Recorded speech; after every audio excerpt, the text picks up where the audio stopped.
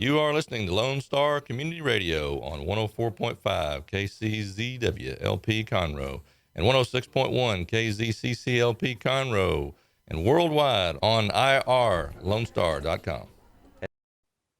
Well, ladies and gentlemen, as promised, we have a wonderful guest lined up today. I want to take this opportunity to introduce Dr. Patrick Woock. He's a passionate serial strategic entrepreneur. And Patrick, we're going to have to talk about a serial strategic entrepreneur. Hadn't seen that one. Idea creator and thought leader he's driven to build next generation tools for entrepreneurs, which I think that's great. And in his capacity, in his current position, or as I like to call it, our day job, he's the director of the McNair Institute for Entrepreneurism and Free Enterprise. Yay for free enterprise. That's great. At the University of St. Thomas. He also spends time working with SCORE. Many of our listeners will be aware of that organization, doing mentoring, and also the Culture Entrepreneurship Board, excuse me. So, Patrick, you got over 25 years of experience in global startups, family business acquisitions, nonprofit corporation build outs, and just, I mean, you've lived all over the world. I find it so intriguing when I read your bio of all the different things you've done, and along the way you achieved a doctor in philosophy, master's in business. I mean, you're well educated.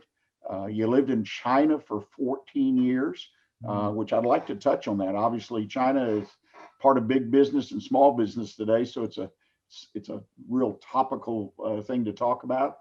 And you've lived in some other places in Mexico, and I'm sure some others that are not even on the bio. But all that said, welcome to the show. Thank you very much, Rick, and I'm very honored to be here. It's we and I were talking about earlier on. I mean, we moved here over the last year to Houston. I'm a transplant, and I just wanted to tell you, I absolutely love it. I think this is a great town to be in, and as you and I were talking about earlier, if you're gonna be in business, you're gonna find opportunity. You're gonna be an entrepreneur. I think this is one of the best cities, if not in Texas, maybe even the United States. And I even think, along with you were thinking, Rick, maybe even the world. This is a great city to be an entrepreneur. And so to be a director over at the McNair Center, to head up the entrepreneur and the free enterprise, it's a real blessing to be there. And to have the opportunity to work with such young entrepreneurs. Rick, you'd be blown away to see some of the people there. They're coming into my office, they're 19, 20 years old, with disruptive ideas, disruptive technology. I just heard one the other day. They're disrupting the crayon industry. I was like, crayons? What's that all about? And I was like, I didn't think about it. And she laid it all out. And I'm like, I was blown away. It was like listening to the Stephen Jobs of the crayons, And I was like, we are really blessed to be here in Houston. I'm very lucky to be a part of this great community. Evidence of that is in just the academics. I mean, you have the University of Houston School of Entrepreneurship. You've got the program at Rice University, their annual business competition that's worldwide, and now St. Thomas. I mean, and then you and I talked about the Houston Community College has programs, has some of my fellow Silver Foxes involved as entrepreneurship and entrepreneur in residence to be available on a regular basis to mentor people. So now all we need is all the people with the good ideas about crayons and all those other things, because they got plenty of folks here to help them get it, see it through to fruition if they've got a good idea. Absolutely. And I would even give a shout out to HCC. They recently won the most entrepreneurial community college in the United States. Right. Which is, when you think about all the community colleges and all the choices that could be made, that says a lot about HCC and about this community. So I 100% agree with you. We've got a lot of great programs out there. And I think to a lot of people who look at it, they say, well, aren't they overlapping? Aren't they, are they really serving, what's going on? And I would say that there's enough differential and there's enough diversity. And I think that's one of the things you're hitting on there, Rick, diversity, that each one of these programs really serves their individual communities. And, one of the things that I think we could, I think we're starting to look at more and more is how do we intertwine those programs together and bring it to the next level, And my hat off to Ravi Brembaum, who's over at HCC, who I work with all the time. And him and I have been working on this Veterans Entrepreneurship Program. That's a joint venture between St. Thomas and HCC. We're bringing in the next level of veterans programs or veterans coming into Houston to help them build their businesses, help them build out the next ventures.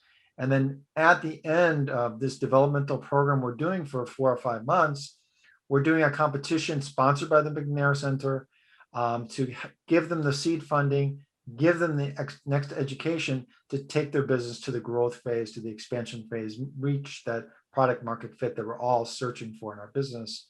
So I think you're right. We have a lot of great programs out there. We're trying, and I think we're coming to the next level where we're bringing the programs together.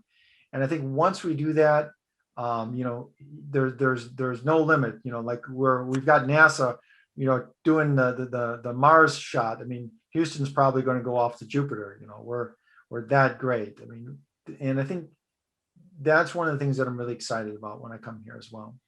That's great news for someone like me. As I mentioned before we started the program today, that I was born here too many years ago to really want to recount, but there's always been a concern, at least for the last 30, 40 years, that we're so dependent on the petroleum industry. And we all know where there's, the controversy and climate change and all that. But there sounds like real potential for small business, entrepreneurship, whatnot, to fill some of the loss that will occur over time in jobs and opportunities. And that's good news for Houston and the surrounding area. And that's a great point you bring up. And I think that's one of the things that, a lot of us, when we look at industries, right, we say, well, this industry is going down and this one's going up. I think one of the things I like to do, I don't necessarily look, because I used to be a trader back when another generation ago, not even on my resume, I worked for Bear Stearns when I first came out of school.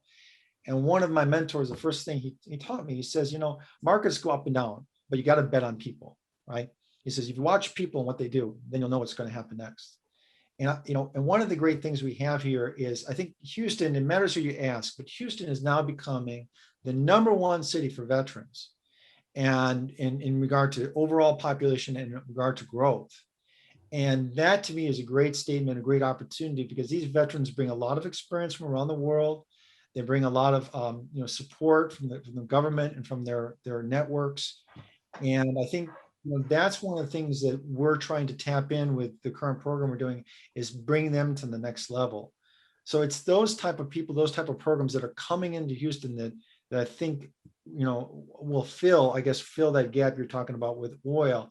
But I think that social capital, those innovative ideas coming from everywhere around the world, I think that's a great potential to kind of, take us, I don't want to say fill the gap, because I don't think we're going back.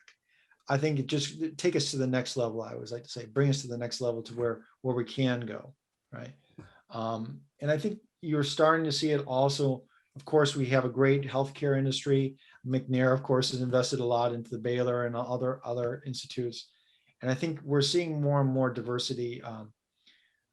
Oil industry, I think, they've also made a lot of investments in the green field, and they will continue to do that. And I think a lot of us, as we get older, we know we have to change, and the oil industry knows, of course, they're going to have to change a little bit too. So I think Houston, even though we may see where our roots come from, I think we may look back 50 years from today, and we may see, where our roots are going to be very different. We're going to be a different planted tree somewhere else. And I think that's where we should be going. So. Yeah, well, it makes a lot of sense. And for me, it's exciting because it spells opportunity for so many people in the future. Let's backtrack a little bit time-wise on your personal timeline. You've been involved, as I briefly touched on in the introduction, in a lot of aspects of business. Mm-hmm. You started in a family business. Why don't you just take a minute or two and kind of give us your history as far as involvement, hands-on in business? Those are very good questions. And I think, like you were talking a little bit earlier about your father having a business. And one of the things that I was growing up, looking up to my father, he was running his business. There was always this, I think, intention. I think all fathers do this. There's always this intention that they want their son to take over, right? And I remember I got a call from my daddy, and he says to me, he says, I'm thinking about going out, and it says, if you're interested, now's the time to take it over. Now I'm 25 years old, and I don't know nothing. I know less than nothing. I'm working on Wall Street, and I think I know how to sell stuff. That's about it. And so I come back, and I was married at the time. Later on, I got divorced. But I thought, this was a good chance in regard to stability and in regard to having something like building a future. It's a place where I grew up. And so I took that over, and, it's a blessing and a curse. I think all businesses, Rick, they're a blessing and a curse. Some days it's great, it's gravy, and other days you're wondering why you ever got into it, right? And I remember I took over the first day, and I'm looking over the books. I didn't have any of those back then. I didn't have any of those fancy MBAs or anything. I had just the smarts and knowledge. And I looked at the numbers, on the books, and they didn't quite add up too well. And I went to my dad, and my dad says, "Yeah, we're not doing so well." And I said, "But you're young, you can work it out." It's like, well, thanks, Dad. So, yeah, so we put about 7 years and turned around that business. It was we did insurance, and then we got into financing. But I tell you, one of the things, Rick, and this, you live in a big town, and you live into a smaller area nowadays. Small towns, when things start going bad, everyone hears about it, right? And when you're doing really, really well, everyone wants to kind of knock you a little bit. There's no win, But luckily, people knew me, and they knew the situation we're going through, and people were relatively helpful. They wanted to come out, help, make sure that the agency continued and such. And so we spent a lot of time. I don't know if any of your listeners ever slept underneath their desk, but I sure did. There were 3 or 4 months there. I didn't leave the office ever. But like any business, I'm sure, after you've gone through COVID, after you've gone through the 2008, I think we all still remember that with some fear. So, you get stronger, you get wiser for it. And I think that was one of the great things is, my daddy, he wasn't around a lot, but one of the things he gave me was that first taste of running my business, and I think no matter if I did right or wrong, we still, the business got turned around. We made money on it. We actually eventually had to sell it, but we actually turned it around, didn't have to file or anything. And, it was a gift from God. When you look at those events in your life, you may have not liked it when you went through it. It may have been tough, military, losing a business, losing a spouse. But you come out the other side, and you just realize how much you learned and how much you grew from it. And, I was 31 when we sold the business. So it was like 6 years later. And, I thought I was the king of the world. I was like, now I know how to run a business, know how to turn things around. I'm 31 years old, and all the other kids I know at school, they're all going to get their masters and that. They never even worked. Most of them didn't even work by then. And I had already sold my first business. So, yeah, it was that part of my earlier life, my business career was kind of a unique one, but it made me really appreciate, I was out in Conroe the other day, and I was talking to you about, a lot of the challenges of running a small business nowadays. It's not easy, especially in a smaller town. A lot of the big towns still taking people away, being more attractive for one reason or another. Hopefully COVID has changed that a little bit. Maybe the dynamics have changed a little bit up. But I'm always appreciative and always amazed by the strength and the belief of the small business owner. As growing up in one, seeing my father as being one for 7 years. And that's one of the reasons I joined SCORE, you're with Silver Foxes. And, one of the things that when you run a business, you want to give back. You love when you see that effort, what people are doing, and you want to be a part of it, so. Well, Patrick, you learned from the get-go. It kind of reminds me of the first business I owned that I got involved in when I was 30, because I left the family business. We sold most of the assets that I was managing. There was still a core business there. And so it gave me an opportunity to strike out and become that serial entrepreneur. But, ladies and gentlemen, we're at the first break point. We need to take a commercial break now. And if you would stay with us, Patrick, we come back, I want to talk a little bit about China, maybe get your quick perspective on business and maybe the future, not just for big business, but small business as well. So if you'll stick around, and ladies and gentlemen, please stay with us, and we'll be right back with you. The Texas A&M AgriLife Extension Service has been dedicated to educating Texans for over a century. In 1915, the Extension Program was established under the federal Smith-Lever Act to deliver university knowledge and agricultural research findings directly to the people. Ever since, AgriLife Extension programs have addressed the emerging issues of the day, serving diverse populations across the state. Texans turn to Extension for solutions in horticulture, agriculture, 4-H and youth, and family and consumer sciences. Extension agents respond not only with answers, but also with resources and services that result in significant returns on investment to boost the economy. Join us Fridays at 1 o'clock for the AgriLife Extension Hour.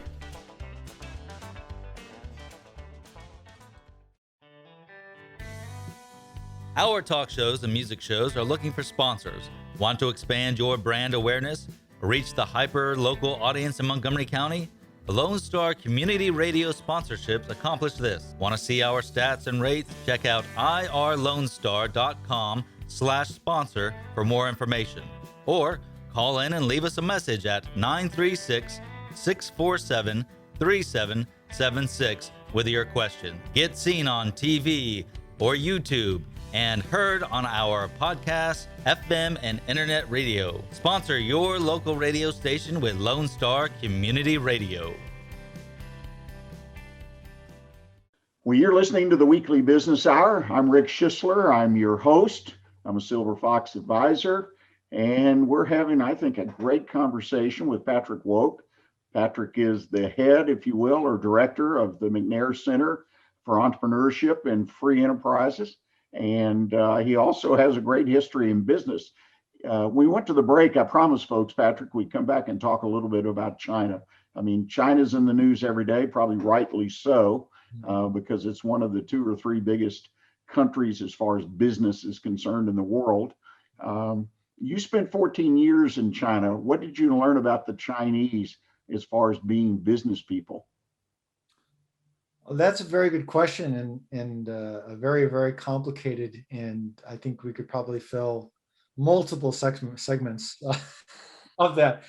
But I would say to you in the simplest form that many Chinese, the way they see the world and the way they live their lives, are very similar to the way that people live in a small town.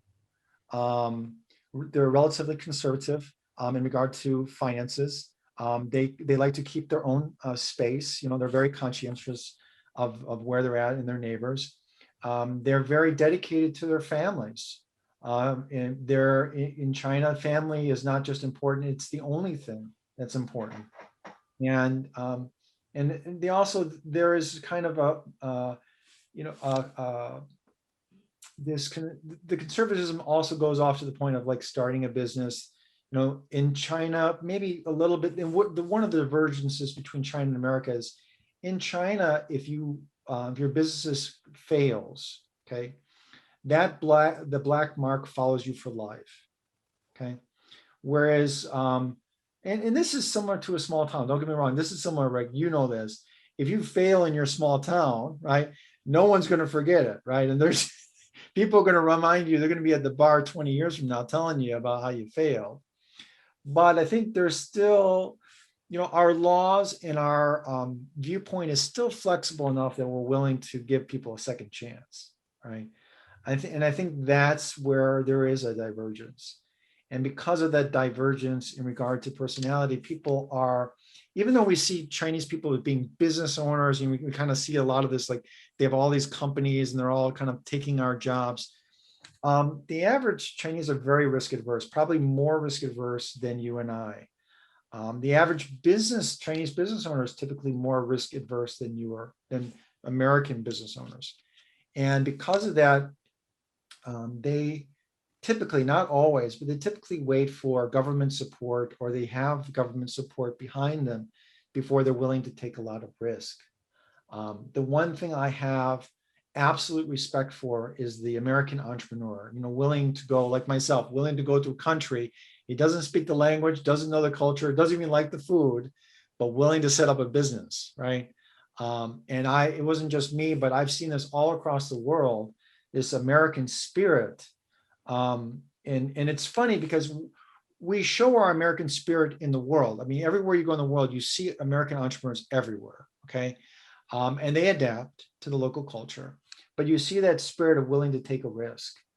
And I think one of the things that has confused me over the years is, it seems to me when I talk to some of the younger people nowadays, they're less willing to take risks like I was at their age. And the Chinese, who used to be more risky, more what's called scared of taking risks, are now more willing. The younger people are more willing to take the leap. So that's one of the things I hope to change work on changing at the McNair Center. But it's one of the things that I've seen time and time again. When I was in China, I have to tell you, the average Chinese person, they don't really care about politics. I think you could probably say the same true about the average American. We chat about it at the coffee clutch, and just that maybe jabbing our friend a little bit. But to us, that's Washington, D.C. That's kind of farther away. The average Chinese person, they don't really care. I mean, government is very overt in their lives. It controls a lot of their lives, but they're not very, they don't dislike America, or they don't dislike, Russia or whatever, just because our government doesn't like them. It's not, they don't care, to them, their family's most important. Can they, like a small town, can they put food on the table? Can they get a nice house over their head? Can their kids get ahead and, to the next generation? That's all they care about. And so, when I look at it, when I hear about demonization and from the Chinese side, because of course I understand Mandarin, and from the American, it's like, I don't understand why we're demonizing each other. We're relatively, in many cases, very similar to each other. It's just maybe we kind of look different with each other, and kind of, don't speak the same languages, but we have very similar backgrounds. And that was one of the things I did. I love doing business in China, is because, growing up in a small town like you and I, Rick, or you grew up in Houston, but you moved to Conroe, I understood a lot of the challenges they were going through. I understood a lot of it. And I think that's one of the things that we, in China and in Europe and even most of Asia and even in Mexico, a lot of students are brought up, a lot of younger people are brought up that you can build companies global now from the get-go. They're called born global. And so a lot of students, a lot of younger fellows, let's call them younger fellows, they're not afraid coming selling stuff in the United States, selling stuff in Mexico, selling stuff, in Africa. And that, to me, that should be our spirit. That should be the American spirit that I grew up with, that we should not be afraid to go to China, to go to Mexico, to go to Canada. I mean, that's our spirit. Why do I see this in China, right? And so, I really have a deep respect for what they're doing nowadays. A lot of the young kids going global. I think Rick, we need to start, this may be a little controversial, but pull up our big boy pants, as my dad always say, and get out there and start selling, and even if we're just selling on Amazon, or even if we're just selling on eBay, or even if we go to the Chinese website and go to WeChat, we have this opportunity, we have this ability as Americans to sell anywhere. And we need to be doing more of that. And I'm going to tell you right now, Rick, Chinese love American products. This idea they don't like us or that's a joke. They love Coca-Cola. They love Chevy. They buy Buicks like it's crazy. Hershey's is their number one chocolate brand. And Dove, also Hershey's and Dove, they fight for each other. It's crazy. The number one fast food chain, KFC, right? Behind that, Pizza Hut. Behind that, McDonald's. What's going on? Why are only our corporations there, Rick? We should. I would encourage any one of your listeners, anyone, if I can do it, and I didn't speak the languages, I didn't know anything, I didn't even like Chinese food. If I can go out and make serious money in China, anyone can. Literally anyone can. You make an excellent point. We're kind of winding down this second segment, and I hope you can stick around and because we definitely want to talk about what's going on there at the McNair Center, as well as a new program you're going to be offering right here on the Weekly Business Hour. But one thing you said, and I see that, is the risk averse attitude that a lot of younger people have today in this country. I have no experience in China. That's full disclosure. But I see younger people, particularly in their 20s, maybe early 30s, they don't want to be involved. They don't want to be in business for themselves necessarily. And if they are, they just want to keep it kind of local, small. It's interesting because when I was of age and came along, and even my older sons and daughters, they reach out and grab onto things like my grandfather did, and my father, and just go anywhere and take on anything. Yeah. Any thoughts as we kind of wind down here to the second segment of the program of why that may be happening? Well, I've got a lot of thoughts behind it, but one of the things that, and I'm sure this is not going to be popular coming from the academic field, but all this debt we put our kids on with school debt and high schools and all this debt we put on them earlier on in life, that's just a chain around their neck, and I'm not saying, I'm not any social liberal saying we should give away everything free, but I think one of the things is, if you come out of the age of 30 and you've got, $100,000 in debt, you're not thinking about going to China. That's an excellent point. And that's one thing in our family, we were blessed. Only one of the children took on some debt, and he paid it off as quick as he could. And that wasn't by he was older when he went to school. So we were blessed, but I saw that. Very, very good point that we all need to think about, not so much from a social liberal point of view. That's there, needs to be discussed, but the fact is we're going to be risk averse because we already got that big bear chasing us, right? We've got that debt, and somehow we got to make that payment. Very interesting. Patrick, if you don't mind, I'd love for you to stick around and let's do another segment or two. If we want to take the whole show, as I mentioned to you, we can, because I want our audience, to hear about the McNair Center as well as a new program you're going to be offering right here, which I'm very, very excited about. So if you have time, I'm going to take a break, and I encourage the audience to please stick around and stay with us. And we'll be right back in just a moment with the Weekly Business Hour and our discussion and conversation with Patrick Woock. Relax with a cup of joe or your favorite drink for the Conroe Lake Conroe Chamber of Commerce Chamber Chat. The show airs on the first Tuesday of the month at 11 a.m. on Lone Star Community Radio. Join hosts Courtney Galley and Brian Bondi as they chat about the Chamber's events and programs for the month and invite chamber members into the studio to talk about their upcoming events and businesses. Learn about your chamber with Chamber Chat every first Tuesday at 11 a.m. Don't forget to download the Lone Star Community Radio app for your Google Play or Apple Store. Bring Montgomery County's community radio with you anywhere with your smartphone or tablet. If you are in the Conroe area, tune in on FM. That is Conroe's FM 104.5, 106.1. God's Garage is a 501c3 that repairs and gives away cars for free to single moms, widows, and wives of deployed military. You can help God's Garage by donating a vehicle, volunteering your time, or by monetary donation. God's Garage is located at 2106 East Davis, Conroe. If you'd like to learn more about God's Garage, visit our website at godsgarage.org. Or you can contact us and we would be glad to come and make a presentation to your group. Well, everyone, welcome back. You're listening to the Weekly Business Hour. I'm Rick Schissler. I'm your host, and we've been having a wonderful conversation, I believe, with Patrick Woock, who runs the McNair Center for Entrepreneurship and Free Enterprise. That's just got to be amazing. And I want to talk about that. Before I do, though, I want to let you know, ladies and gentlemen, that if you have a question for Patrick or myself, send me an email.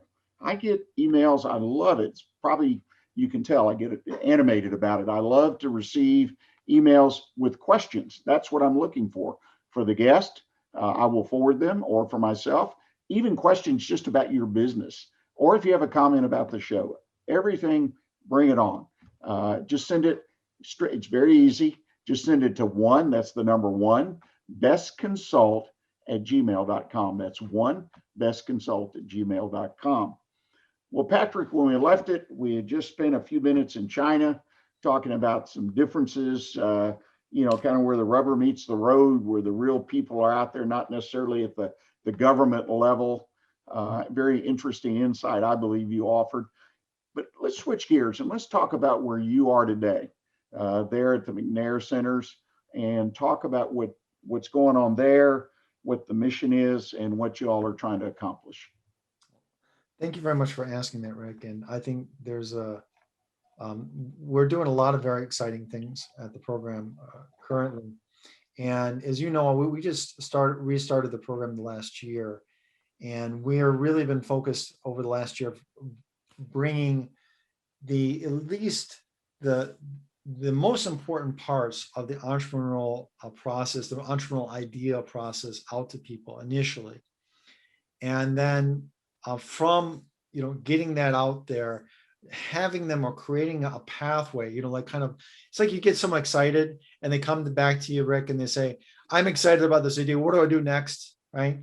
So you better have that next thing for them to do, right? Or they're just going to stare at you, right? So one of the things that we've been working over the last year is like developing pathways for students who want to become entrepreneurs, who want to develop the entrepreneurial pathway. And as you know, probably, Rick, entrepreneurs come in all shapes and flavors and sizes, right? Some they want to go off like right now. I mean, I think we talked this a little bit back and forth in writing. Some don't need, they're like, I don't need an education. I don't need, an MBA. I don't even need a degree. Let's get out there and do it. Right. And I'll learn as we go. Right. And if it fails, it fails. If it works, it works. And then other people, they're like, they need more understanding. They want more complete knowledge of understanding of something before they'll go engage in it. Maybe because where they're trying to engage is very high tech. Maybe it's more advanced. Maybe it's medical. And in some of those areas, you need more formal education before you're even allowed to be at the table. So, you can understand and see why those people will need a higher level of education, higher level of training. And so what we've identified is clearly in our program and in the United States and in the world, there's like different levels of where people are. And so we've developed a program, one of the initial pathways is to help people who are entrepreneurs. They want to start now while they're in school. We have a program that leads them through the ideation where they're developing that idea to testing it online, which is what they call this BTL, or build, test, learn phase. And then eventually we help them launch their product, and we're doing a partnership or a group, a partnership right now with another entity to develop an accelerator to help accelerate their entity to help take it to the next level. And so that's one pathway to probably that someone who's very dedicated, they want to do it, they know what they want to do, and they want to do it now, right? So the second pathway that came to us is other people come to us and say, look, you say, Dr. Woock, Patrick, and I even have some students going, hey, Prof. And I was like, I don't know, but hey, Prof. I want to know. I want to start a business, but I want to be an intrapreneur. I want to be working in a company. I'm very entrepreneurial, but I want that stability. It's okay.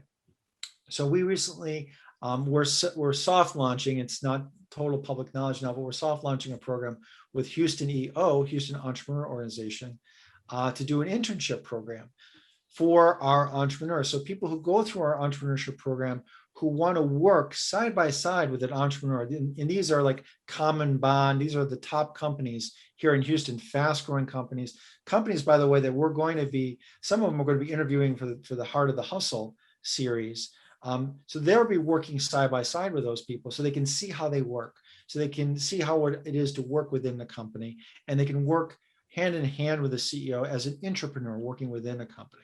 Okay, and that's typically the second group. And then we get a third person who says, I really love learning about entrepreneur, but I don't know if I really want to do it. I love the tools, because those entrepreneurial tools you can use anywhere in life. You can use it for interviewing. You can use it for negotiating with your kids. You can use it. You can use it with you're negotiating with your boss. By the way, so all of these things you can use. And so they're like, I love the tools. I want to learn the tools, right? But professor, I'm going to tell you right now, I'm not going to go to entrepreneur. I was like, that's okay. That's okay. Having that understanding is extremely powerful in every walk of life, right? And this, Rick, in your own life. Entrepreneurial skills can be applied to not only your business life, but your personal life as well, when you're negotiating with your little one, or maybe you're negotiating, when I'm negotiating with my spouse, right? So all these skills are very useful. So those are kind of the things that we've laid out. And by laying out those things and understanding how my students are, or how people, how they want to live, we've developed a program around those different pathways to support those different interests, like bringing in EO. We're bringing in Shopify to help people who want to start their business immediately and bring it online, right? And then we're bringing other additional programs like this accelerator program on as a joint venture to help those people who want to start their business immediately. So what we've done, Rick, is we haven't tried to just like build something and then try to sell it, or like build it and they will come. We've listened to the students on like, what do you want to do with this knowledge? What are you going to do with it your life? And then we've tried to set up the individual pathways for them so they can customize that entrepreneur spirit, that entrepreneur life according to how they want to live. And so that's one of the things that I've been very excited about the program. And to be very, very clear with you, I think because University of St. Thomas, we're not a giant university. We're big enough to be well funded, but at the same time, we're small enough that we can be flexible. I think with the leadership we've had, they've allowed us to really create a great program. So I think that's what we're doing now. And then the next phase, we've got a couple other things we're looking at.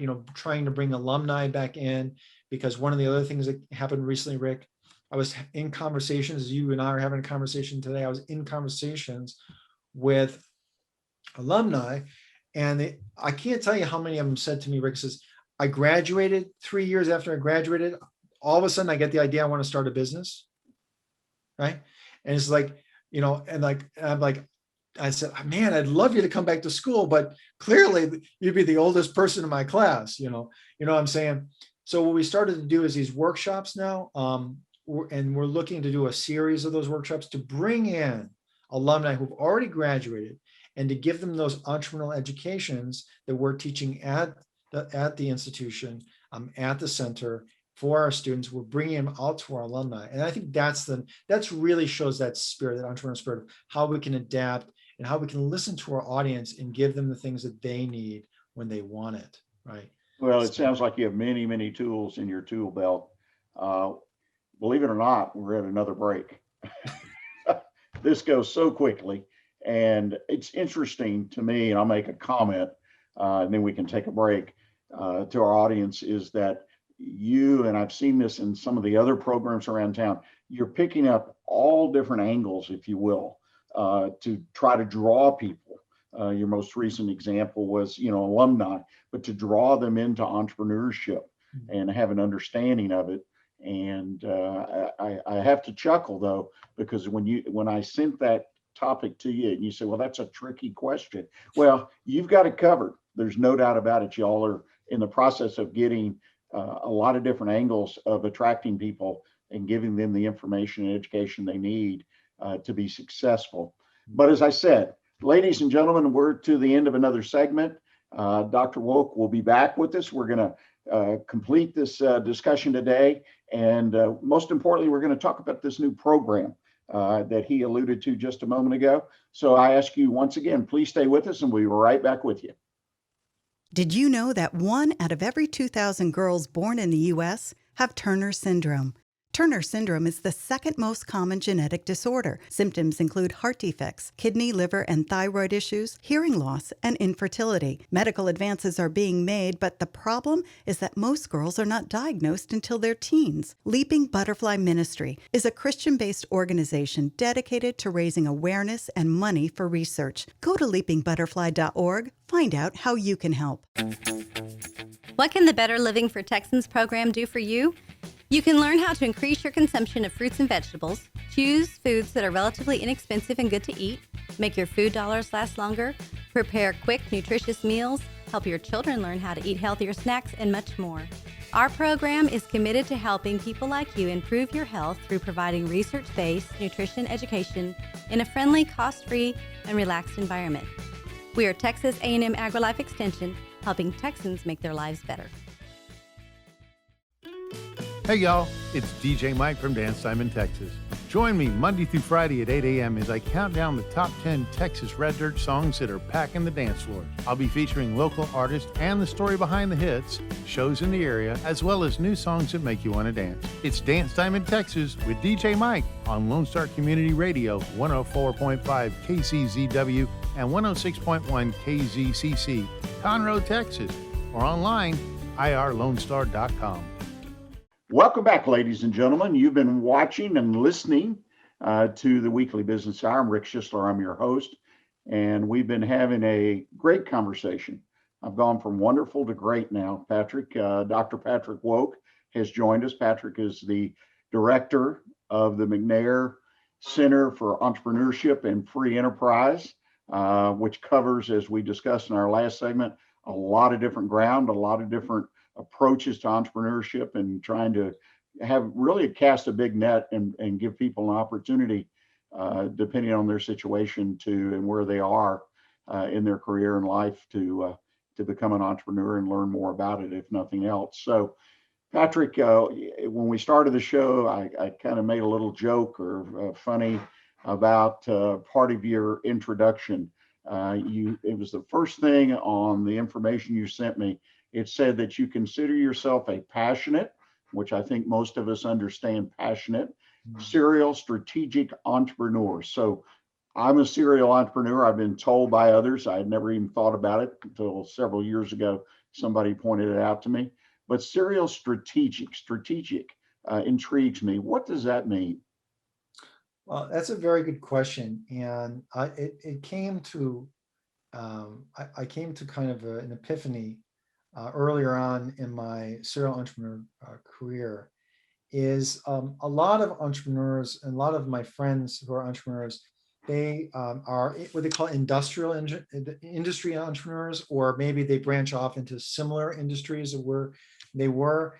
And one of my friends, he said to me, goes, Patrick, you start up an industry that they don't make any sense. Like you'll be in insurance one year and the next you'll be in sports management.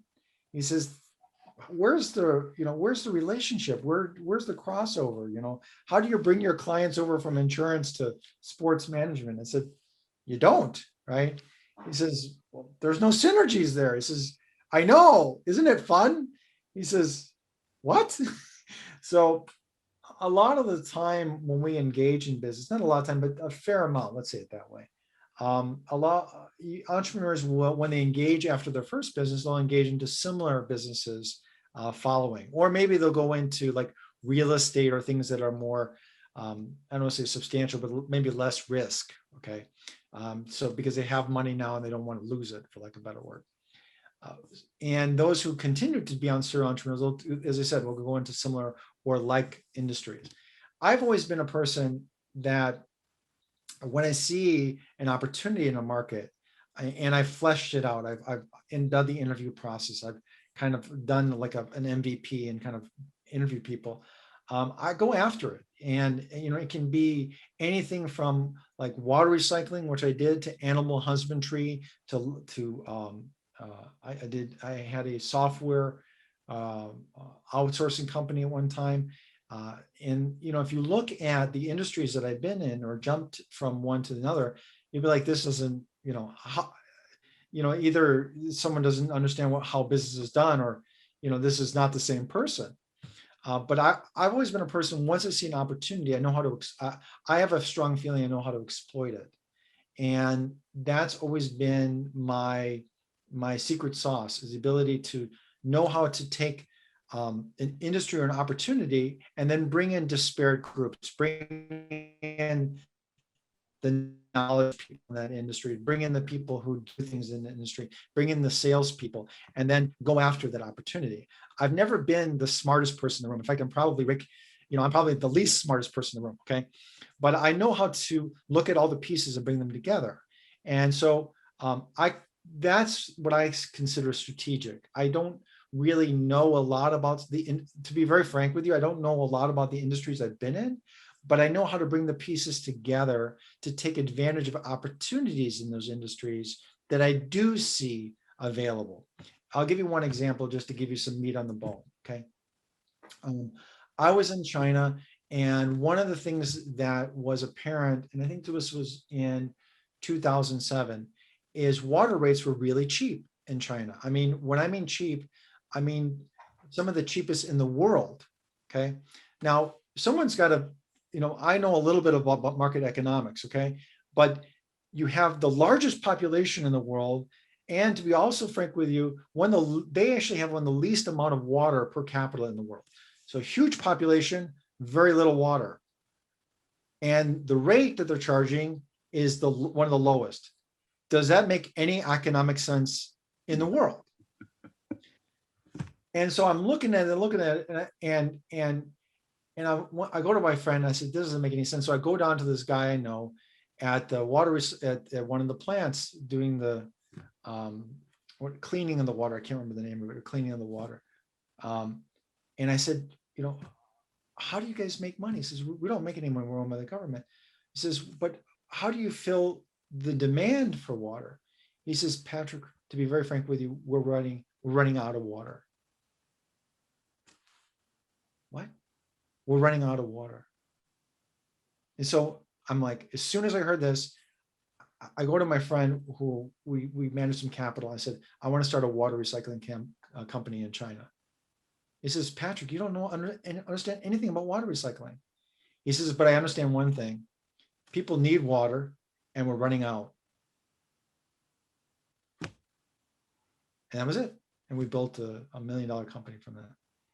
So yeah, that's a wonderful example. And I hope it encourages some of the listeners about the future, but I also think you can apply that within your own business today to look at that. When I was a serial entrepreneur, as I represented earlier, I had 5 separate different businesses when I left the family business. And there really wasn't a connection other than the fact that I developed an expertise in what I call the admin part of business. And I was trained in the family business that you made money in the admin side of the business. Okay. You didn't go out and seek revenue, but we separated that out. We had cost, we knew. So the insurance, the taxes, the legal, all those different things. We even made money from Social Security. I mean, it was interesting. We got a big refund, but you always were looking ways to be more efficient, and also for the opportunity to maximize the dollar you spend. I mean, it's part of any expense side of a business. So that was the common denominator to me, was to find an industry or business that was losing a lot of money, or losing money, or as my dad used to say, going down the drain. And so, but in a similar way, that was strategic. Of course, I looked at the overall industry and looked at potential growth and so on and so forth, and had some other ideas that I always evaluated opportunities. But I think you make a good point that if somebody gets into the entrepreneurship mindset and starts, and then wants to move on to something else, and we all know people, I'm sure you know a lot of people in what you do, but I've had friends and others that I've met along the way that they never wanted one business. My grandfather was a great example. He was in multiple businesses, not at the same time. He just kept moving forward because he had a belief in the economy and after the Depression grew, and he just rode it up. Very interesting. And there were a lot of people in America who did that at that time. So very interesting. Well, we've got about 10 minutes left, or actually 5-6 minutes total. I want to talk about the hustle, as I've called it in my own work here. I just think this is the most intriguing idea, is about the heart of the hustle, which is a name I think you developed.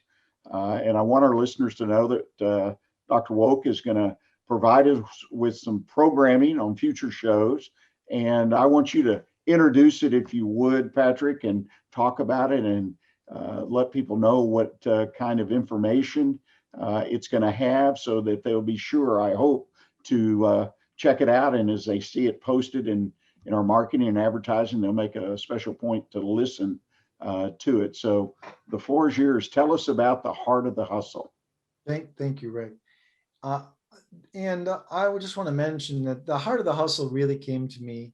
You and I were discussing about creating great programming, and how can we take a lot of this knowledge that's out there. And what I like, there's a lot of, you go on the internet, there's a lot of knowledge. Okay. But I always think the most valuable knowledge is the one that's local, because that's stuff that you can use. Right. And I was thinking there's a lot of great firms out there. And I mean, young developing firms, not like giant corporations. I mean, I'm talking about companies that are $1 million, $2 million, 10 million, 15 million, but they're in that growth trajectory. We've all been in that growth trajectory. And some of us, as we get a little older, we got the family business, whatever, we want to find a way to get back on that growth trajectory.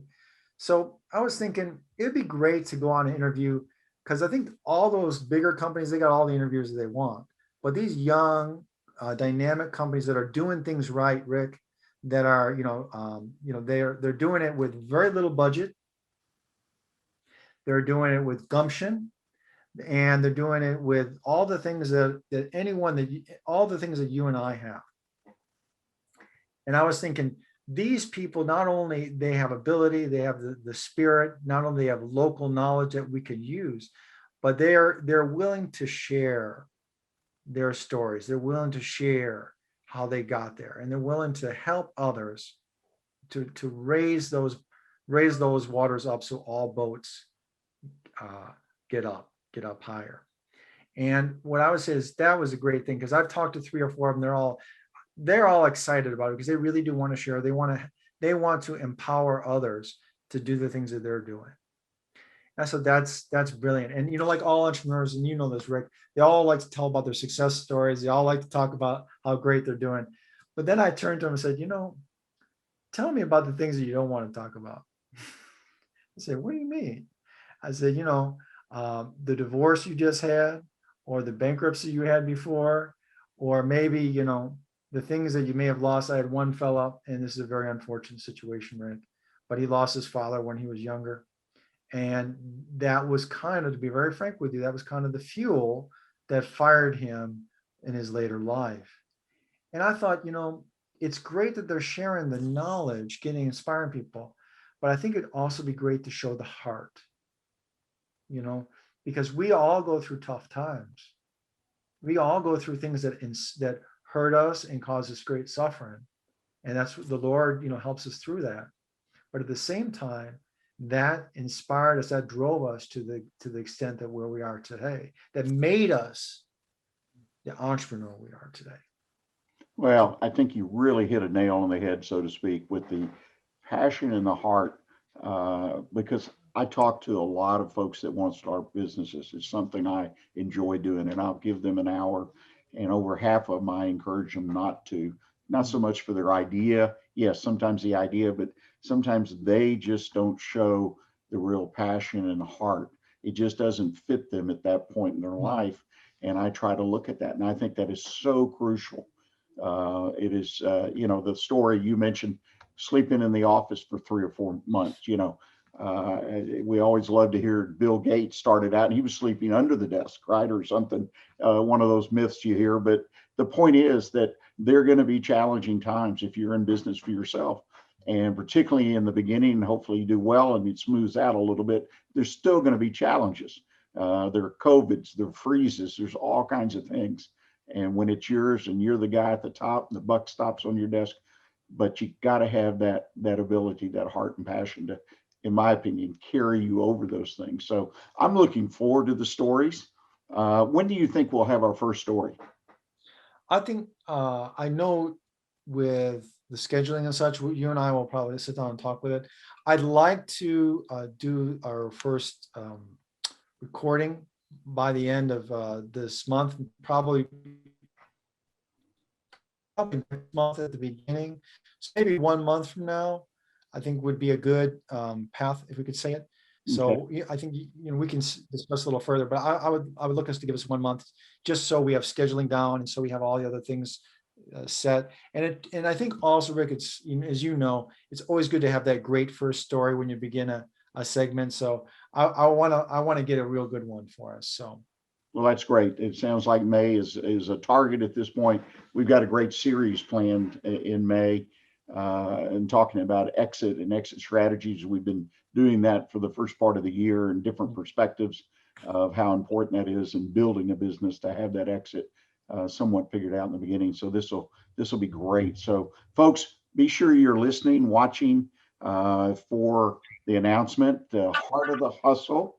Dr. Patrick Woock is going to introduce you to some successful entrepreneurs that'll be people just like you when they start out. So I think it's wonderful. Patrick, I can't thank you enough for joining us today. If folks would like to reach out to you to find out more about your programs there at the McNair Centers, or perhaps ask a question, what's the best way for them to get in touch with you? Thanks for asking that, Rick. I think the easiest way is by email. My email is Woock, WOOCKP, at stthom.edu. St. Thom is STTHOM.edu. Feel free to write me. I'm more than happy. I'm always available. I have people, writing me about, asking me questions about entrepreneurship, asking me about starting a business, asking about succession. You and I were talking about that at one time. So any business question, small or large, I'm more than happy to help out. And I'm also a SCORE member. So if you need a mentor, if you're looking for something either with SCORE or with SBDC, I'm more than happy to direct you to the right people. Well, thank you for making that offer. And I think that's a great point to make. Well, ladies and gentlemen, thank you for being with us today and listening to this discussion or conversation with an expert, as I like to call folks like Dr. Woock, and look forward to the Heart of the Hustle.